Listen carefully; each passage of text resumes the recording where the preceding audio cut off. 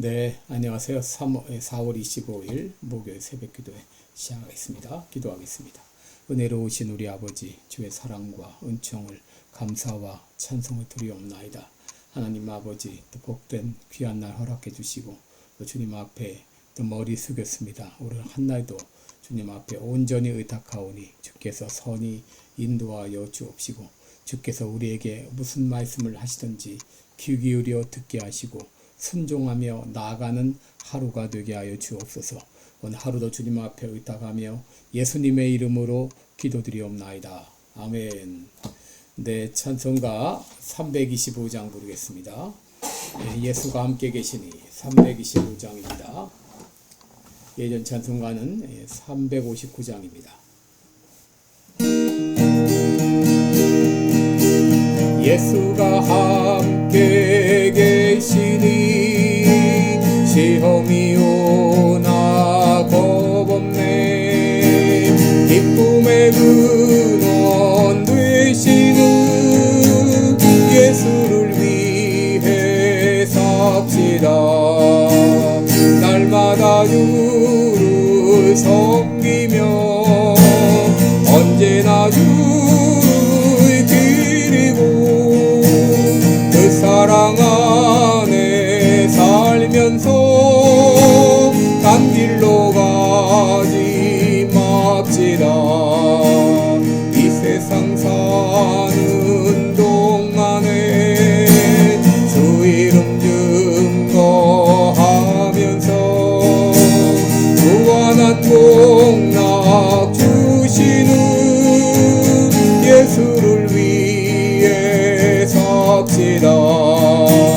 날마다 주를 섬기며 언제나 주를 기리고 그 사랑 안에 살면서 딴 길로 가지 맙시다.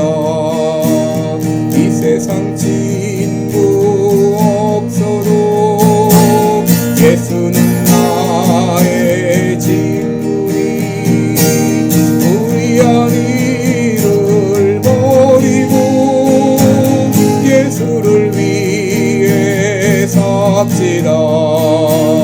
날마다 주를 섬기며 언제나 주를 기리고 그 사랑 안에 살면서 딴 길로 가지 맙시다. 주께서 심판하실 때 잘했다 칭찬하리니 이러한 상급 받고 예수를 위해 삽시다. 날마다 주를 섬기며 언제나 주를 기리고 그 사랑 안에 살면서 딴 길로 가지 맙시다. 아멘. 네, 우리 오늘은 마태복음 2장 13절로 23절까지 보겠습니다. 마태복음 2장 13절로 23절까지 제가 봉독해 드립니다. 저희가 떠난 후에 주의 사자가 요셉에게 현몽하여 가로되 헤롯이 아기를 찾아 죽이려 하니 일어나 아기와 그의 모친을 데리고 애굽으로 피하여 내가 네게 이르기까지 거기 있으라 하시니 요셉이 일어나서 밤에 아기와 그의 모친을 데리고 애굽으로 떠나가 헤롯이 죽기까지 거기 있었으니 이는 주께서 선지자로 말씀하신 바 애굽에서 내 아들을 불렀다 함을 이루려 하심이니라. 이에 헤롯이 박사들에게 속은 줄을 알고 심히 노하여 사람을 보내어 베들레헴과 그 모든 지경 안에 있는 산의 아이를 박사들에게 자세히 알아본 그때를 표준하여 2살부터 그 아래로 다 죽이니 이에 선지자 예레미야로 말씀하신 바 라마에서 슬퍼하며 크게 통곡하는 소리가 들리니 라헬이 그 자식을 위하여 애곡하는 것이라. 그가 자식이 없으므로 위로받기를 거절하였도다 함이 이루어졌느니라. 헤롯이 죽은 후에 주의 사자가 애굽에서 요셉에게 현몽하여 가로되 일어나 아기와 그 모친을 데리고 이스라엘 땅으로 가라. 아기의 목숨을 찾던 자들이 죽었느니라 하시니 요셉이 일어나 아기와 그 모친을 데리고 이스라엘 땅으로 들어오니라. 그러나 아켈라오가 그 부친 헤롯을 이어 유대 임금됨을 듣고 거기로 가기를 무서워하더니 꿈에 지시하심을 받아 갈릴리 지방으로 떠나가 나사렛이란 동네에 와서 사니 이는 선지자로 하신 말씀에 나사렛 사람이라 칭하리라 하심을 이루려 함이로라. 아멘. 네, 우리 오늘은 요셉의 순종 이런 제목으로 함께 말씀을 나누겠습니다. 여러분, 우리들이 이 교회 생활을 하면서 배우는 것이 있다면 그것은 순종과 겸손이라고 말할 수 있습니다. 여러분, 아무리 교회를 오래 다녀고 또 신앙에 연륜이 쌓인다 할지라도 이 겸손과 순종을 배우지 못한다고 하게 되면 성숙한 신앙인이라고 할 수 없을 것입니다. 여러분, 신앙의 연륜이 한 해 후에 더해가면서 우리들은 더욱 겸손해질 수 있어야 되고 더 철저히 순종의 사람이 되어야 됩니다. 여러분, 오늘 본문은 순종에 대한 말씀입니다. 여러분, 사무엘 선지자가 순종이 제사보다 낫고 듣는 것이 수양의 기름보다 낫다 이런 말씀을 하셨고, 예수님도 나의 계명을 가지고 지키는 자라야 나를 사랑하는 자니 나를 사랑하는 자는 내 아버지께 사랑을 받을 것이요 나도 그를 사랑하여 그에게 나를 나타내리라 라고 말씀하셨습니다. 여러분, 하나님께서는 순종의 사람을 기뻐하시고 하나님께서는 순종의 사람을 통하여 일하십니다. 여러분, 오늘 본문은 예수님의 어린 시절에 대한 사건을 다루고 있는데 이 동방 박사들을 통해서 예수님의 탄생 사실을 알게 된 헤롯은 이제 만일 악이 있는 곳을 발견하거든 내게 고하여 나도 그에게 경배하게 하라 이렇게 말을 했지만 사실 헤롯의 의도는 경배하기 위한 것이 아니고 예수님이 있는 곳을 찾아서 그를 죽이기 위함이었죠. 그런데 동방박사들이 천사들의 지시를 통해서 다른 길로 고국에 돌아간 것을 알게 된 헤롯은 즉각 명령을 내리기를 베들레헴에 사는 2살 이후의 유아들을 다 죽이라 라고 말했습니다. 여러분, 유대인 역사가인 요세푸스에 의하면 당시 베들레헴에서 죽은 이 아이의 숫자는 약 70명가량이었다라고 말합니다. 여러분, 이 무고한 생명이 이렇게 학살을 당한 것이죠. 여러분, 어떻게 헤롯이 이런 잔인한 일을 명령할 수 있을까? 우리는 그의 출신 배경을 통해서 이해할 필요가 있습니다. 여러분, 당시 헤롯 왕은 이미 70세에 이르렀고 유대를 35년이나 통치했던 그런 왕이었습니다. 그러므로 예수님께서 유대인의 왕으로 태어난다 해도 그의 권자를 위협할 만한 그런 상황은 아니었습니다. 그럼에도 그가 이렇게 잔인무도한 이 일을 저지른 것은 그의 성격을 이용한 사단의 바로 계략이었다라고 말할 수 있습니다. 여러분, 사단은 이 계략의 천재죠. 그러므로 어떤 방법으로 하나님 나라를 무너뜨릴 수 있을지를 잘 알고 있었습니다. 그러므로 이 헤롯이 이 어린 예수님을 죽이려 했던 것은 예수님을 통한 구속사역을 조기에 막기 위한 이런 사단의 계략이었다라고 말할 수 있고, 헤롯은 이제 이 사단의 유혹에 넘어간 것이죠. 여러분, 원래 헤롯은 안티파터 장군의 아들이었습니다. 그런데 로마가 이집트와 전쟁을 할 때 안티파터 장군은 로마의 원정군을 보내서 로마를 도왔습니다. 이것 때문에 로마 황제 시저의 눈에 들게 되고 유대 총독으로 임명이 되었고, 그리고 그의 아들인 헤롯, 오늘 본문에 나오는 헤롯은 이 갈릴리 지방을 다스리게 되었습니다. 그런데 당시 독립운동을 하던 이 그룹을 사내들인의 동의도 없이 진압 처형함으로 말미암아 로마 황제의 호출을 받게 되는 등 위기를 겪는데, 때마침 이 시저가 살해가 되고 그 후에 옥타비아누스가 실권을 장악할 때, 그때 헤롯은 옥타비아누스에게 왕관을 바치면서 충성을 다짐하게 됩니다. 이것으로 인해서 이 헤롯은 바로 유대의 왕으로 임명을 받게 되었죠. 그런데 여러분 헤롯이 유대의 왕이 되었을 때 그에게 문제가 있었는데 그것은 바로 혈통이었습니다. 여러분 헤롯은 원래 순수한 유대 혈통이 아니라 에돔 족속의 후예였습니다. 여러분 이것이 이제 유대 왕으로서 굉장한 핸디캡이었습니다. 그래서 그것을 이제 그는 이미 자기에게 부인이 있음에도 불구하고 유대 하스모니안 왕과 레위 족속의 후예인 마리안과 또 결혼을 하게 됩니다.